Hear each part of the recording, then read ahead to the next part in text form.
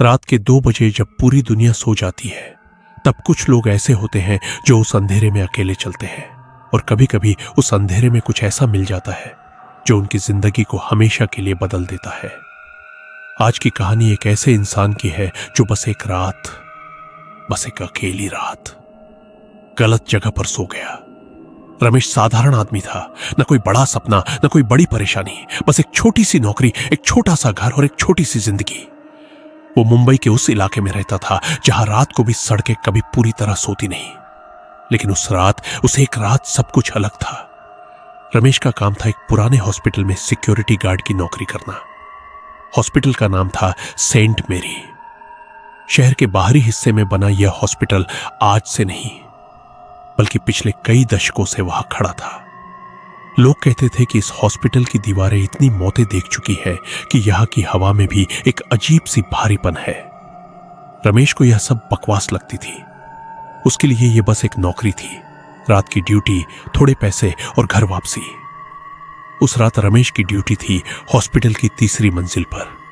तीसरी मंजिल जहां पुराना वार्ड हुआ करता था, अब वो वार्ड बंद था। पिछले 6 महीनों से उस पूरी मंजिल पर कोई मरीज नहीं था, कोई डॉक्टर नहीं था, कोई नर्स नहीं थी, बस रमेश था और उसकी टॉर्च और वो लंबे अंधेरे गलियारे। रमेश ने रात की ड्यूटी शुरू की। अपनी कुर्सी पर बैठकर उसने थर्मस से चाय निकाली। बाहर हल्की बारिश हो रही थी। खिड़की के शीशे पर बारिश की बूंदें टपक रही थी। यार, आज रात बड़ी शांति है, उसने मन में सोचा, और वो शांति उसे अच्छी लग रही थी। रात के करीब 12:30 बज रहे थे जब रमेश को पहली बार कुछ अजीब लगा। तीसरी मंजिल के गलियारे के एकदम आखिरी सिरे पर उसे लगा जैसे कोई चल रहा है। पैरों की आहट धीमी लेकिन साफ। रमेश ने कान लगाए, शायद बारिश की आवाज है, शायद ऊपर से पानी टपक रहा है। उसने खुद को समझाया, लेकिन आवाज फिर आई, इस बार थोड़ी करीब। वो उठा, टॉर्च उठाई और गलियारे में कदम रखा। टॉर्च की रोशनी में पुरानी दीवारें, बंद कमरों के दरवाजे और जगह जगह उखड़ा हुआ प्लास्टर नजर आया। गलियारे के आखिर में अंधेरा था, घना ठोस अंधेरा, जैसे रोशनी वहां जाने से डर रही हो। कौन है वहां? रमेश की आवाज गलियारे में गूंजी। कोई जवाब नहीं। उसने आगे कदम बढ़ाया, एक एक कदम। टॉर्च की रोशनी घूमती रही। बाईं ओर बंद कमरा, दाईं ओर बंद कमरा, आगे और अंधेरा। तभी उसकी टॉर्च की रोशनी एक दरवाजे पर पड़ी, वार्ड नंबर 313। यह दरवाजा थोड़ा खुला था, बस 1 इंच, लेकिन उस 1 इंच की दरार से अंदर कुछ था। रमेश ने गौर से देखा। अंदर से एक हल्की सी रोशनी आ रही थी, जैसे कोई मोमबत्ती जल रही हो। यह कैसे हो सकता है? इस वार्ड में तो महीनों से कोई नहीं आया, बिजली भी बंद है इस मंजिल पर, तो यह रोशनी कहां से? रमेश रुका। उसके पैर जैसे जमीन से चिपक गए। उसका दिमाग कह रहा था वापस जाओ, लेकिन उसकी ड्यूटी कह रही थी जांचो। उसने दरवाजे को धीरे से धकेला। चर! एक पुरानी भारी आवाज के साथ दरवाजा खुला। अंदर का नजारा देखकर रमेश के पैरों से जमीन खिसक गई। वार्ड नंबर 313 में पुराने जमाने के 10 पलंग थे। सारे पलंगों पर सफेद चादर बिछी हुई थी और हर एक चादर के नीचे एक आकृति थी, जैसे कोई लेटा हो। यह क्या है? या तो कोई मरीज नहीं था, या कोई है ही नहीं। तो ये... रमेश की सांसें तेज हो गई। वो पीछे हटने लगा, लेकिन तभी उसकी नजर कमरे के कोने में एक कुर्सी पर पड़ी। वहां एक बुजुर्ग औरत बैठी थी, सफेद साड़ी में। उसके बाल खुले थे, सफेद और लंबे। वो कुछ बुन रही थी। ऊन की सलाइयां थी उसके हाथों में। उसकी आंखें नीची थीं और उसके होठ हिल रहे थे, जैसे वो कुछ गुनगुना रही हो। रमेश ने आवाज दी, अम्मा! या आप क्या कर रही है? यह वार्ड बंद है। बुजुर्ग औरत ने सिर उठाया और उसकी आंखें देखकर रमेश की चीख गले में ही अटक गई। उसकी आंखें सफेद थीं, पूरी तरह सफेद, जैसे पुतलियां थी ही नहीं। वो धीरे से मुस्कुराई और बोली, तुम आ गए। मुझे पता था तुम आओगे। बैठो, मैं तुम्हारे लिए इंतजार कर रही थी। रमेश को लगा उसके पैर ठंडे पड़ गए। वो वहां से भागना चाहता था, लेकिन उसके पैर नहीं उठ रहे थे, जैसे किसी ने उन्हें जमीन से बांध दिया हो। तुम आज रात यहीं रहोगे, उसने फिर कहा, बिना नजर उठाए, अपनी सलाइयां चलाते हुए। और तभी पलंगों पर बिछी चादरें हिलने लगी। रमेश ने देखा, एक एक चादर धीरे धीरे खिसक रही थी, जैसे नीचे जो भी था वो उठने की कोशिश कर रहा हो। रमेश की आवाज नहीं निकली, उसका दिल बंद होने को था और तभी उसके पैरों में जान आई। वो भागा जितनी तेजी से भाग सकता था। गलियारे में सीढ़ियों पर नीचे और नीचे। उसके पैर थम नहीं रहे थे। पीछे से उस बुजुर्ग औरत की आवाज आई, धीमी लेकिन गलियारे में गूंजती हुई, जाओ मत रमेश, अभी तो रात शुरू हुई है। रमेश ने पीछे मुड़कर नहीं देखा। नीचे ग्राउंड फ्लोर पर पहुंचकर रमेश रुका। उसकी सांसें उखड़ी हुई थी, माथे पर पसीना था।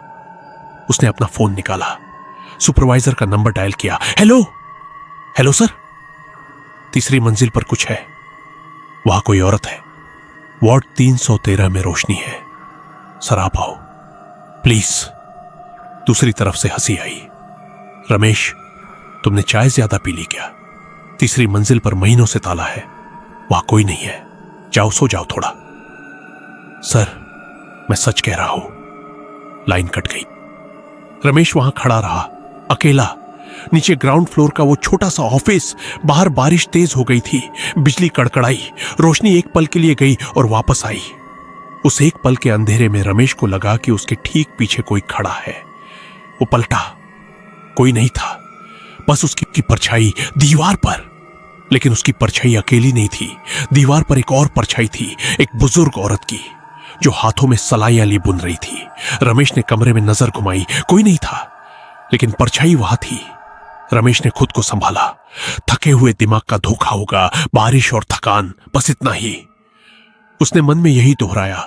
वो अपनी कुर्सी पर बैठ गया, थर्मस से बची हुई ठंडी चाय पी, अखबार उठाया, पढ़ने की कोशिश की, लेकिन आंखें शब्दों पर टिक नहीं रही थी।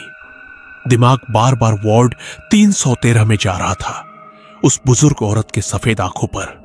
तभी उसे ऊपर से एक आवाज सुनाई दी, धम्म, जैसे कुछ गिरा हो, एक भारी चीज। रमेश ने ऊपर छत की तरफ देखा, फिर से धम्म, ऊपर से, तीसरी मंजिल से। नहीं, वो ऊपर नहीं जाएगा, उसने खुद से कहा, लेकिन आवाजें रुक नहीं रही थी। अब तो जैसे कोई खींचता हुआ चल रहा था, घसीटने की आवाज, लंबी धीमी, एक सिरे से दूसरे सिरे तक। रमेश का दिल कहा था पता नहीं, लेकिन उसके हाथों में टॉर्च थी और उसके पैर उसे ऊपर ले जा रहे थे। पहली मंजिल, दूसरी मंजिल और फिर तीसरी मंजिल की सीढ़ियां।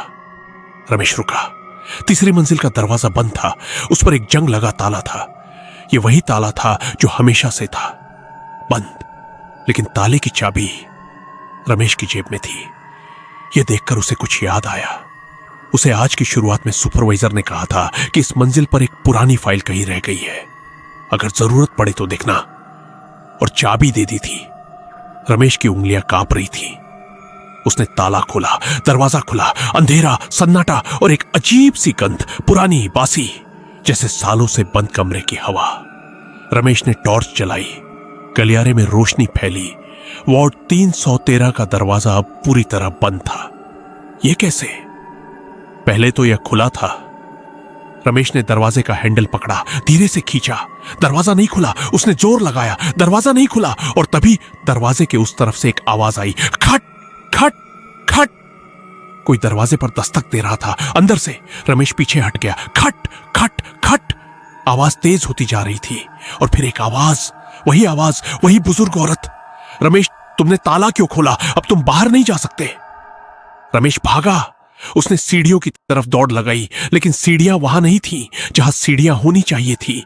वहां एक दीवार थी। रमेश ने हाथ फेरा। पक्की दीवार, पुरानी ईंटें, जैसे यहां कभी सीढ़ियां थी ही नहीं। उसका दिल धड़कना भूल गया। यह कैसे हो सकता है? मैं अभी ऊपर आया था इन्हीं सीढ़ियों से, यह दीवार कहां से आई? पीछे से उस बुजुर्ग औरत की हंसी गूंजी, ठंडी, धीमी, गहरी। रमेश वहां खड़ा रहा, सांस रोककर। टॉर्च उसके हाथ में थी, लेकिन रोशनी कमजोर पड़ रही थी। बैटरी खत्म हो रही थी। उसने अपना फोन निकाला। नेटवर्क नहीं था, बिल्कुल नहीं, एक भी बार नहीं। उसने सोचा, ठीक से सोचा, दूसरा रास्ता। क्या कोई दूसरा रास्ता है? वो पुरानी मंजिल थी। उसे याद था कि एक बार सुपरवाइजर ने बताया था कि पुराने हॉस्पिटल में एक पिछला दरवाजा था, इमरजेंसी एग्जिट। कहा था वो? रमेश गलियारे के दूसरे सिरे की तरफ बढ़ा, धीरे धीरे, एक एक कदम। टॉर्च की कमजोर रोशनी में गलियारे के दूसरे छोर पर एक दरवाजा था, हरे रंग का। उस पर लिखा था इमरजेंसी एग्जिट। रमेश की जान में जान आई। वो उस दरवाजे की तरफ दौड़ा, हैंडल पकड़ा, धक्का दिया, दरवाजा खुला, लेकिन दरवाजे के पीछे बाहर नहीं था, एक कमरा था और उस कमरे में वो बुजुर्ग औरत अपनी कुर्सी पर बैठी थी, अपनी सलाइयां चलाते हुए। उसने सिर उठाया, वही सफेद आंखें, वही ठंडी मुस्कान। आखिरकार आ ही गए। बैठो, अब कहां जाओगे? रमेश की टॉर्च बुझ गई। अंधेरा, पूरा घना ठोस अंधेरा, और उस अंधेरे में रमेश को एक आवाज सुनाई दी, अलग आवाज। कोई और था वहां। रमेश, रमेश, एक पुरुष की आवाज, धीमी। रमेश ने कहा, कौन है? कौन?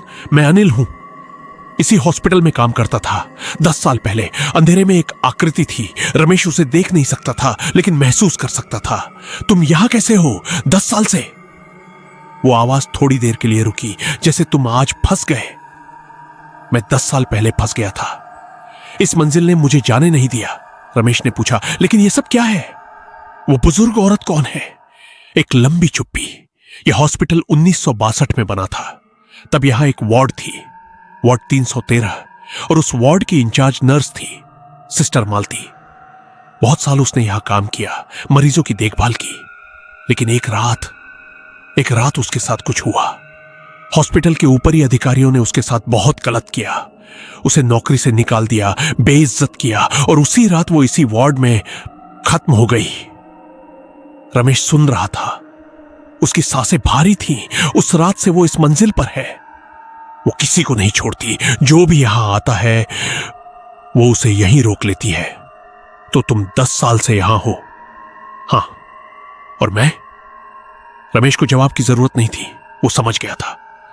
अंधेरे में रमेश बैठ गया, जमीन पर, ठंडी सख्त जमीन पर। उसके पास कोई रास्ता नहीं था, लेकिन उसने हार नहीं मानी। उसने सोचा, वो बुजुर्ग औरत सिस्टर मालती, उसके साथ गलत हुआ था, उसे इंसाफ नहीं मिला था, और वो आज भी उसी दर्द में जी रही थी, मरने के बाद भी। अनिल, उसने आवाज दी। उस बुजुर्ग औरत से कभी किसी ने बात की, उसकी बात सुनी? अंधेरे से जवाब आया, कोई हिम्मत नहीं करता, सब डर कर भागते हैं।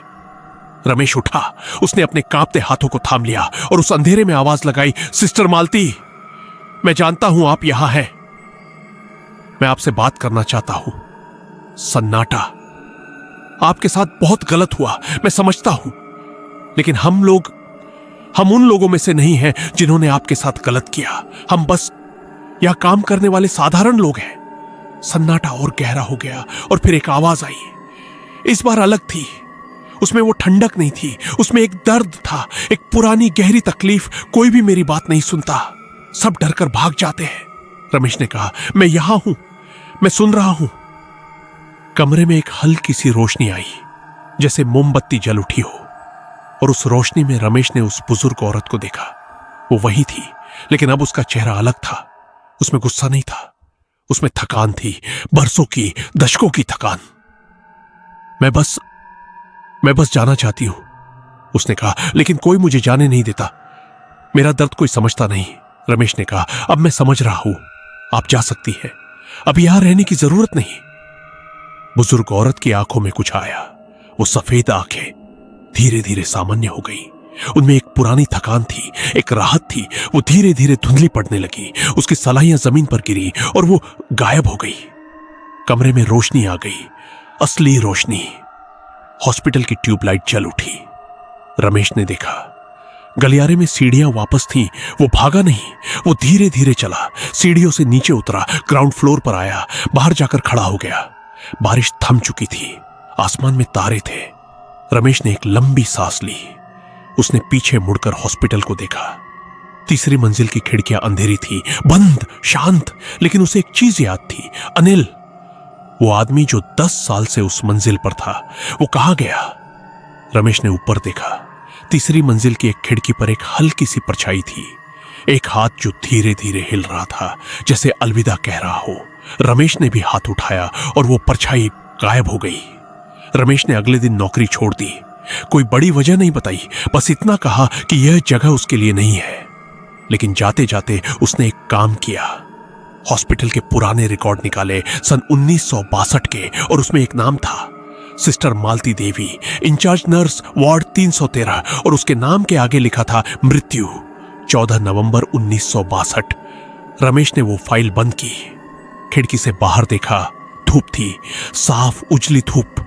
उसने मन में कहा, अब जाइए सिस्टर, आराम से जाइए। दोस्तों, इस दुनिया में कुछ आत्माएं इसलिए नहीं जाती क्योंकि उनका दर्द अनसुना रह जाता है। कभी कभी डर का जवाब भागना नहीं होता, सुनना होता है। और हमेशा याद रखो, रात के अंधेरे में अगर कभी कुछ ऐसा महसूस हो जो समझ में ना आए तो घबराओ मत, बस होशियार रहो।